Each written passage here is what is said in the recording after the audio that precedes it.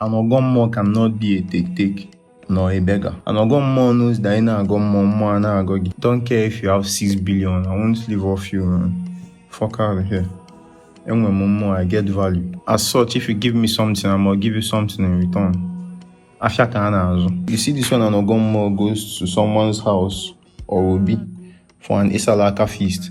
After the feast, whether he eats or not, he goes to the altar and drops some money there. On the contrary, Akogo, the energy there will even collect money from the SMO of the day, right? On top of what he has eaten. Yeah. Ibu Agwu. Don't just leave their spirits to go like that.